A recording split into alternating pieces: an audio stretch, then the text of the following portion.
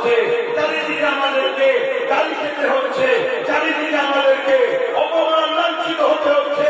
শুনে রেখে দাও, কোন মুসলমান নামধারী কোন দলের জন্য যদি মারপিট করে সেটা তার বিষয়, তার দলের বিষয়, ইসলামের সঙ্গে কোনো সম্পর্ক নাই। ইসলাম দিনের কথা মানে, ইসলাম ভাতৃত্বের নাম, ইসলাম মানববন্ধনের নাম, ইসলাম হরিতের নাম, ইসলাম খোদার থেকে খানা খাওয়ার নাম, ইসলাম বস্ত্র দিতে বস্ত্র দিবার নাম, ইসলাম মানুষ জাতিকে বাঁচাবার নাম।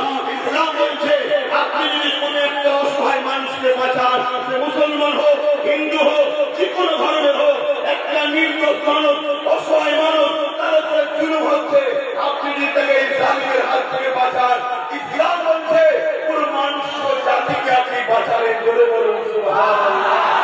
ইসলাম শিক্ষা দিচ্ছে আপনি কোন জুলুম করেন, কোন একটা মানুষের উপর অত্যাচার করেন, আপনি যেন পুরো মানুষ জাতির উপর অত্যাচার করলেন। আজকে সেই ইসলামকে গালি খেতে হচ্ছে, আজকে সেই ইসলামকে অপমান করা হচ্ছে, আজকে সেই ইসলামের সেন্টার মাদ্রাসাকে টার্গেট করা হচ্ছে। তথাকথিত নামধারী মুনাফিক মুসলমান গাদ্দারদের জন্য, কেন তারা নামে মুসলমান কর্মশীলে গেলে আজকে এই সুযোগগুলোকে কাজে লাগিয়ে সমাজের দিকে দেখাচ্ছে, দেখো মুসলমানরা কেমন জুলুম করে, মুসলমানরা কেমন অত্যাচার করে, মুসলমানরা কেমন হিংসা করে। কিন্তু মনে রাখবে, যারা এই কাজ করছে তারা চরম ভুল করছে। একটা লোক ভুল করা মানে পুরো জাতিকে দোষ দেওয়া যায় না।